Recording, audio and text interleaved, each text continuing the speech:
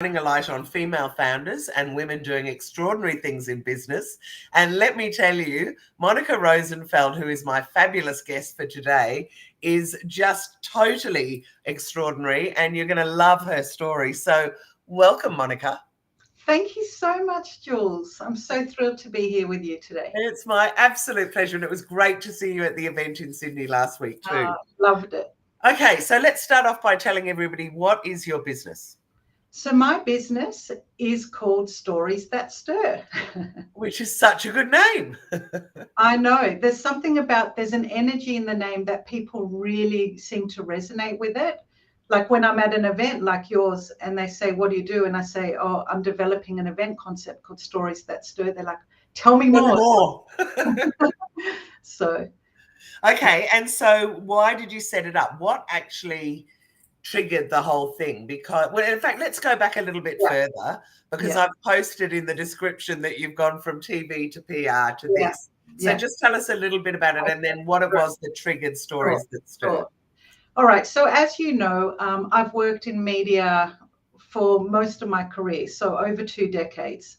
Started off, before a current affair, I was in London, got a job at a production company, and begged my way to being a production assistant for this fashion and lifestyle documentary series. Right. Anyway, visa ran out, hated the winter weathers, came back to Australia and got a job at a current affair. And there I sort of worked my way up to being a producer. So really helping find talent and put stories together and that sort of thing. And a theme that runs through all of this. Keep going. Yes. Stories. Yeah. And then, a couple of years into working at a current affair, I started feeling like, there were so many people contacting me, wanting their story on air, but having no clue how to pitch to a tired, stressed out journo on a deadline. And they just quite often missed out on getting that story, especially the PR agencies that would pitch to me. And I thought, surely they would know, have a better idea of how to pitch.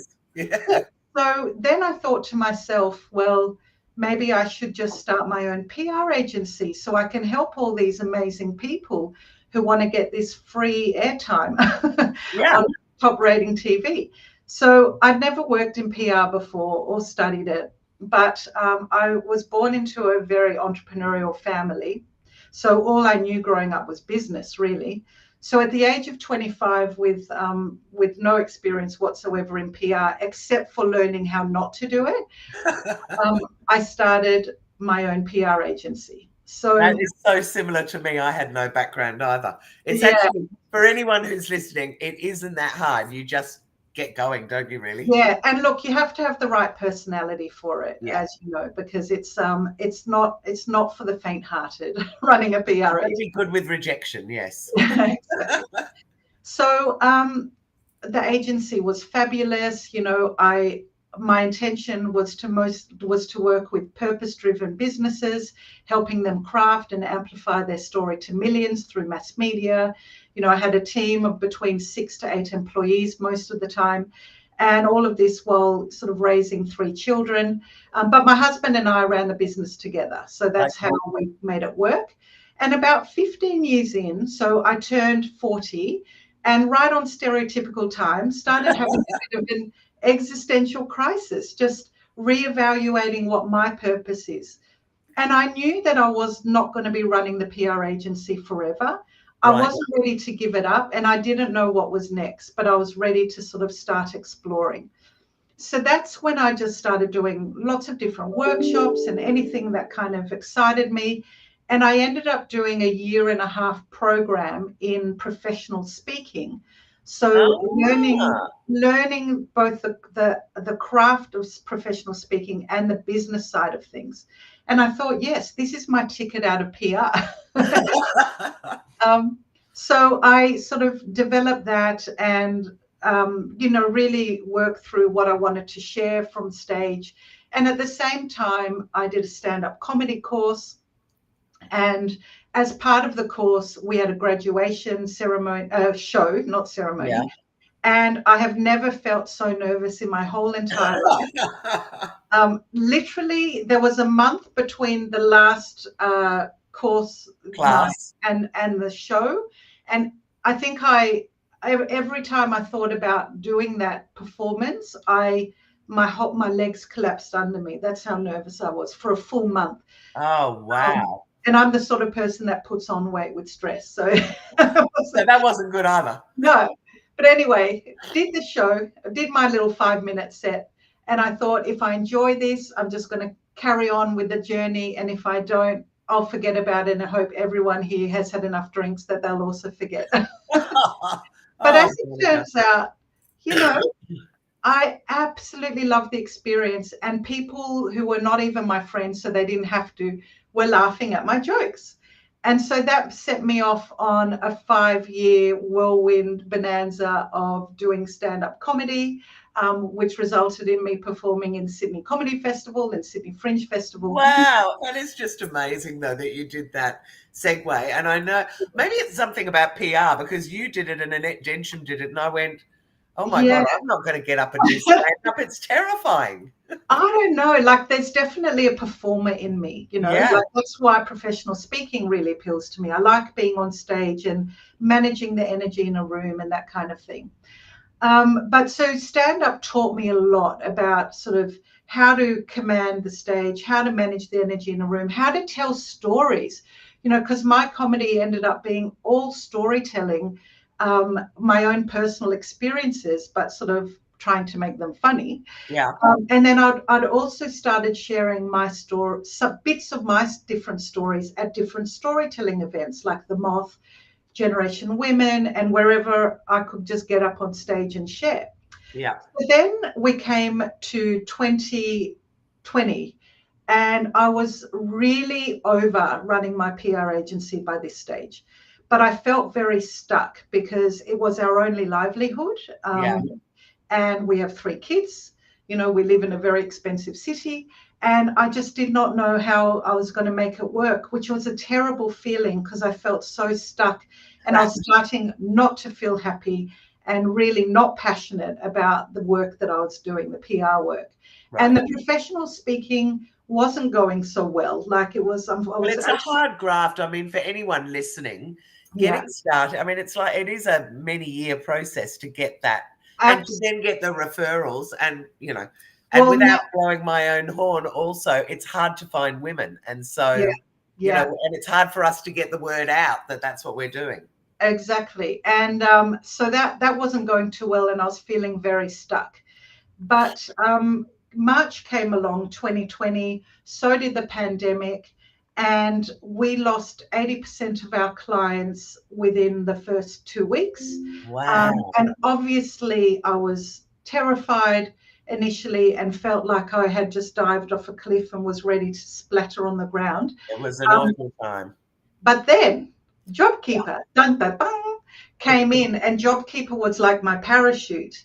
And suddenly, because I had employees, I was getting paid, a good amount of money for each employee if I kept them employed, while with a lot less work, and we were all sent home. So suddenly I had headspace for the first time in years, and I had time to reflect and to go back to my meditation practice and all of that stuff, and really think about, what do I want to do with my life, and what am I passionate about, and all those sorts of things. Yeah. So then I also was led, I believe, to a book called Ask and It Shall Be Given by Abraham Hicks. It's who channels this stuff, if you believe in that. Right. And it's all about law of attraction. So it's like how to manifest your reality. And this all sounded wonderful to me. Anyway, fast forward to Sydney's second lockdown. So our lockdowns were nowhere near as bad as Melbourne, but, a lot worse than you guys in Queensland. So that second one, I think, went for 2 or 3 months. And I was on my, 10th walk for the day with my husband and our poor tight dog. And I said to him, to my husband, I really miss storytelling. I really miss the stage, and I miss human connection. And my husband said to me, well, why don't we just start our own storytelling event when we get out of lockdown? No, I love it. And because I had a headspace, suddenly I was full of excitement. And I said, yes, that's exactly what I want to do. And my husband is a graphic designer, so he designed the logo. We came up with a name. And I announced it out to my network on LinkedIn and all the socials saying, look, this is my idea of what I want to do when we get out of lockdown. And I had a lot of amazing response. Oh, that would be fantastic. We'll come. We'll support you. And then I thought, okay, well, that's all good and well. I'm just going to go back and watch a bit of Netflix now. And I'll see you on the other side. But thanks for, the reassurance that I feel like I'm on the right track. So we come out of lockdown, and in Feb 2022, we put on our very first Stories That Stir event in Sydney. Yep. We held it in my husband's art gallery, which he had at the entertainment quarter. So it was low risk, didn't have to pay for a venue. And I essentially found 6 people who I knew, because through comedy and speaking and PR, you meet a lot of interesting people, right?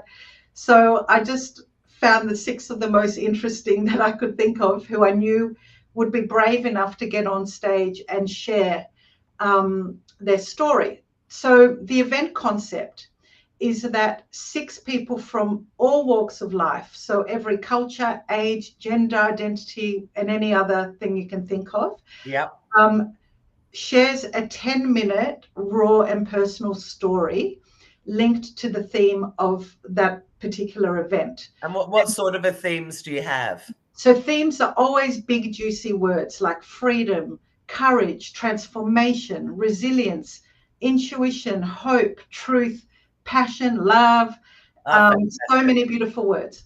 So you set a theme, and then people are invited to come in and talk to that theme. Yes, and I give them guidance on how to craft a story that stirs, basically. They write the draft and send it to me. I give them feedback. So I really maintain the quality of their event. Yes, so that's that. But and the event is designed to break down barriers, stir conversation, and inspire positive change. So that's the mission, or that's the idea of the events. So the first event happened, it was a full house. We stuffed 60 people in that room. Wow. And something magical happened that night. The energy in the room was so beautiful. There was such a sense of deep human connection, and pure love is what people describe it as. And some people said to me, this is the best event I've ever been to. Oh, I know I had lockdown on my side because people were very thirsty for human connection. And then I thought, can I repeat this? Because it was so good. I thought, how am I going to do it again? Yeah. But I didn't really know where I was going with it. But I think my soul kind of knew that it was going to be bigger than what I thought, because from that very first event, I got it professionally produced for the Stories That Stir podcast. Yeah. So you can find all the Sydney stories on that podcast that are recorded. And how do you do that? Do you record them on the night and then turn it into a podcast, or do you do a separate interview with them? No, it's all, you hear it live as it's happening live on the night. Yeah, fantastic. And I've got a fabulous podcast producer who does all that for me.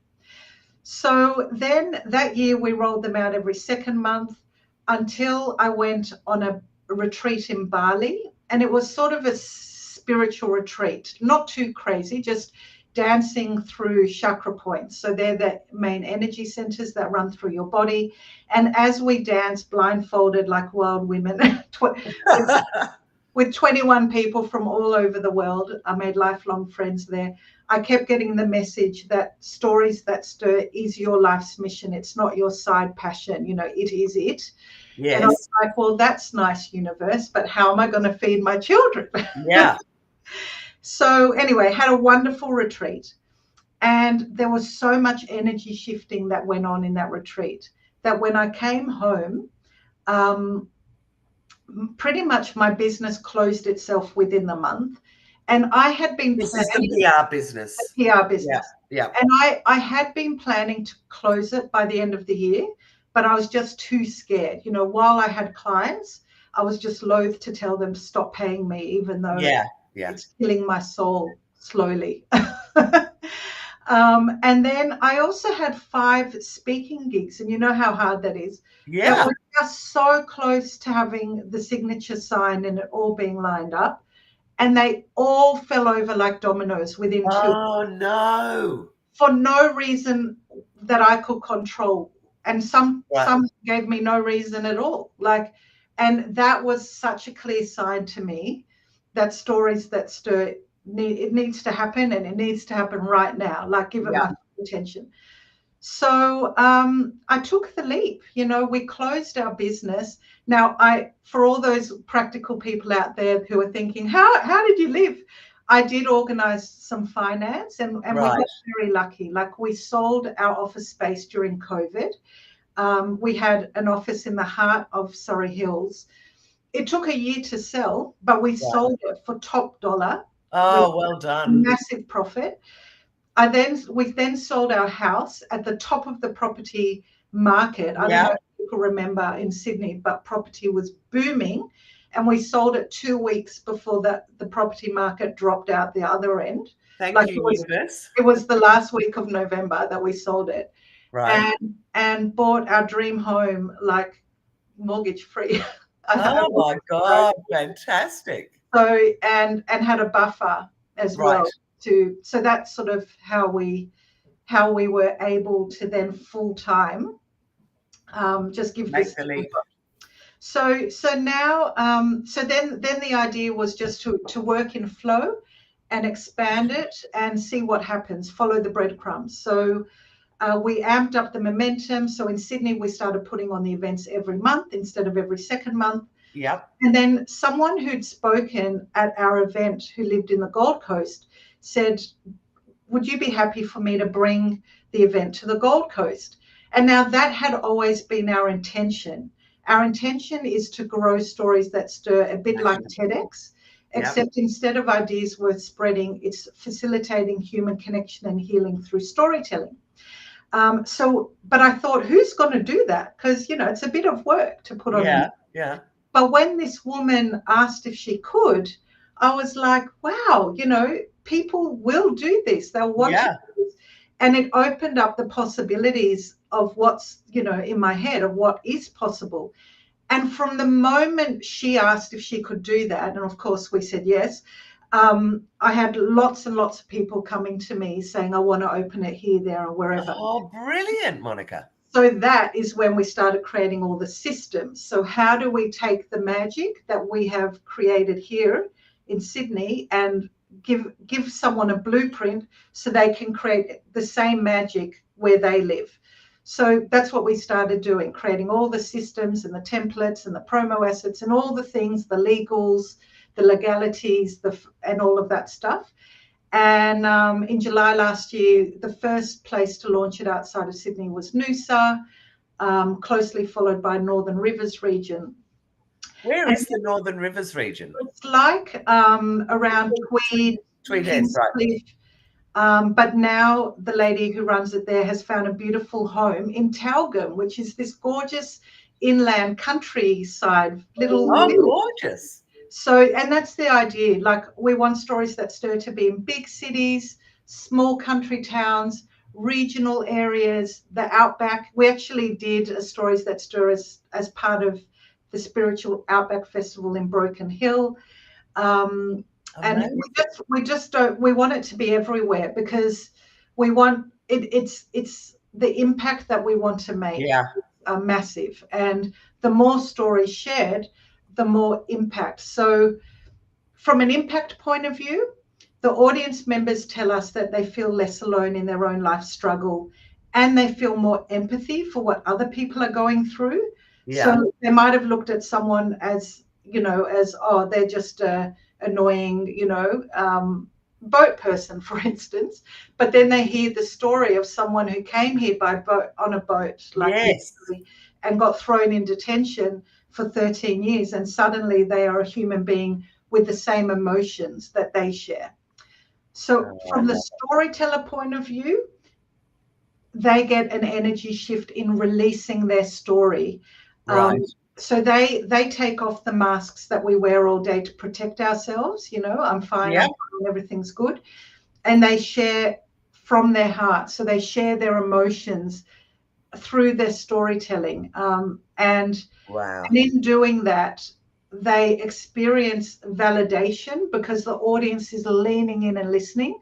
Yeah. So, and quite often strangers that they don't know. So people deep listening, validating their experiences and their feelings really gives a healing, if you will. It is a healing. Absolutely. It's very therapeutic to just get it out, but never Exactly. mind get it out and get all that love back. Yes.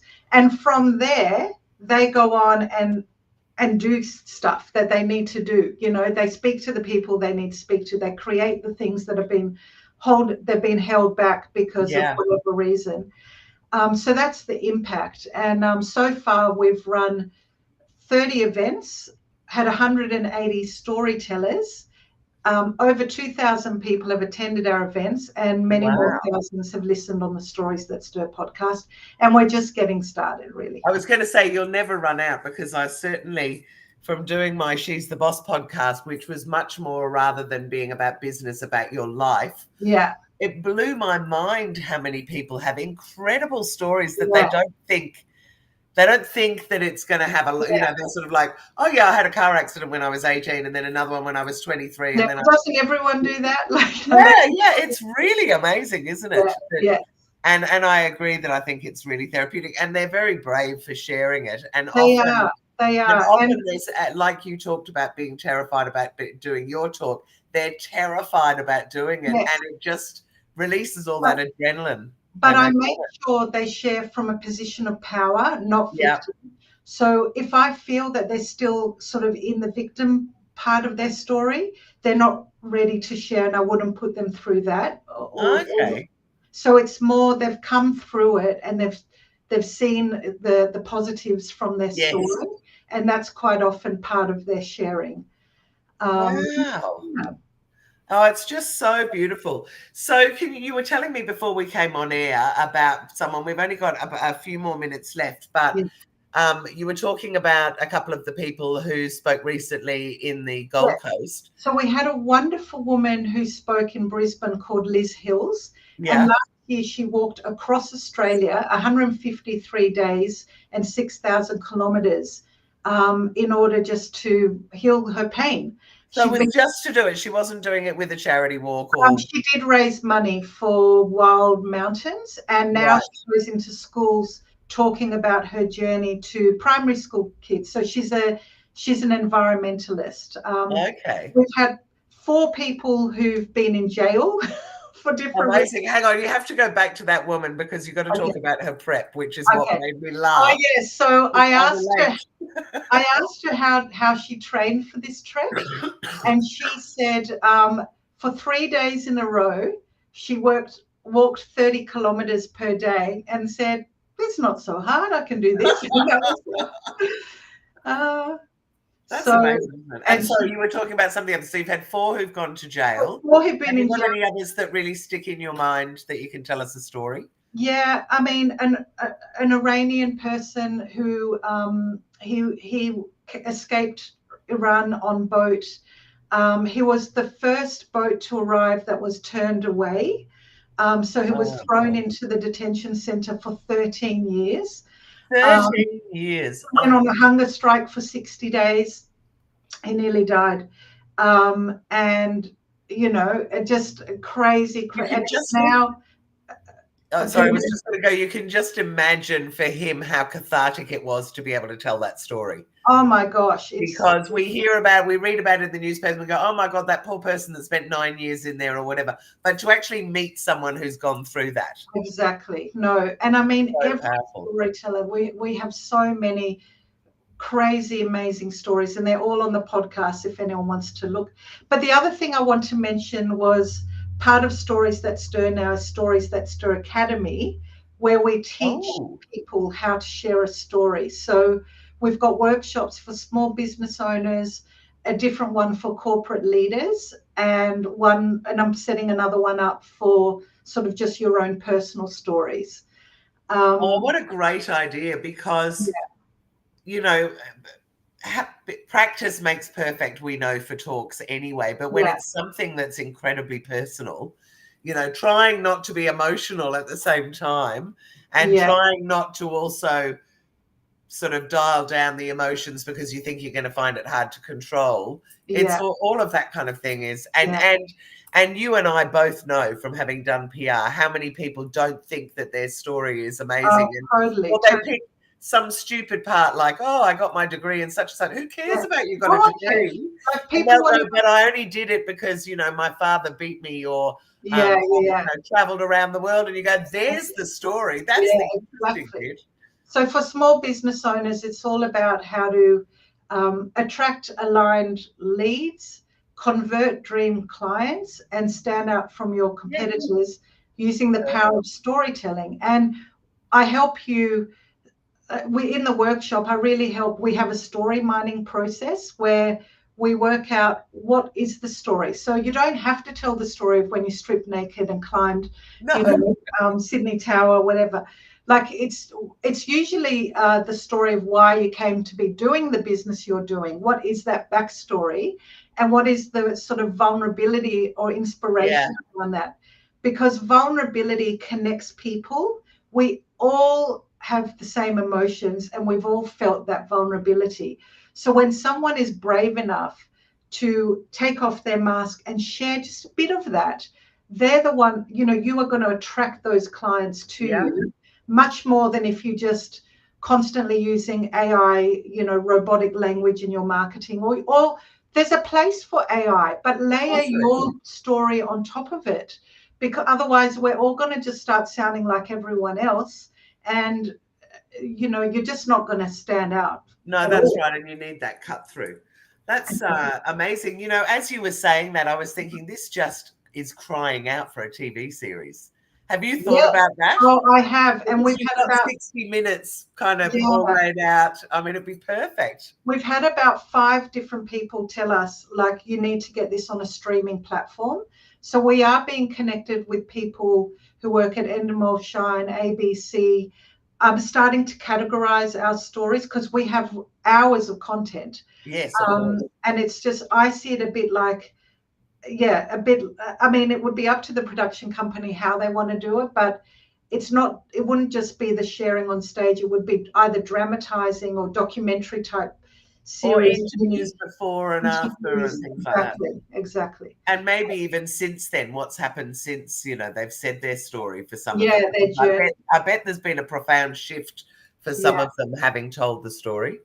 Oh yeah, I've got so many great stories of that. My God, it's so good. And it now so we're going to run out of time. Tell people how they can apply, how they can go and watch one, and how they can join the academy. Okay, everything lives on storiesthatstir.com. That's our website. So you can go there to apply to share. You can go there to express your interest to be a host. You can go on there to find out about our workshops, and to find all the links you could need to listen to the podcast, and more. So check out. And where are you doing them at the moment? So I know you do Melbourne now and Sydney and Gold Coast. Where else are they appearing? We've got an upcoming event in Perth, Northern Rivers region.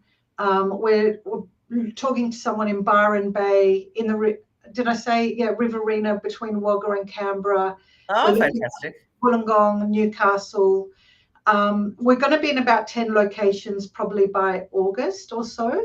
Wow, Monica, that's amazing. But all the events are on our website, and Melbourne's coming up on the 11th of June. So they're all on our website. Fantastic. Well, I hope that a whole lot of people see this and realize how amazing it is. I love what you're doing, and I love the shift, and I love the constant stream of storytelling really that's been through your career, and it just has culminated in this, and it's perfect. It's absolutely perfect. From the moment that you named it and said that you did your first post saying I'm going to do this, I was like, this is going to be huge, and I'm so excited for you. And thank you so much for your incredible support. It's been amazing to connect through our PR world, and then just I know. We have to do a shout out to Dale Beaumont for both inviting us both out to one of his events as PR advisors, and then we connected, and that was it. Yeah, exactly. Each other on site. I love what you're doing. You're making such a massive impact as well. So. Oh, thank you. So I'll just wrap this up by saying this is a part of the She's the Boss group, which is all about lifting women up and connecting them. You can find us at she'sthebossgroup.com. We have all our events for the rest of the year, and we put them online and offline where you can go and have a look. You can connect with me or Monica, for that matter, on LinkedIn. You can also, if you're interested in She's the Boss, join our Facebook group where we've got over 4,000 women who are really engaged and really supportive of each other. It's a really positive group. I'm very chuffed that we've just got really awesome women in there. I'm also coaching people and mentoring women, particularly around how to step into the spotlight and become a woman of influence.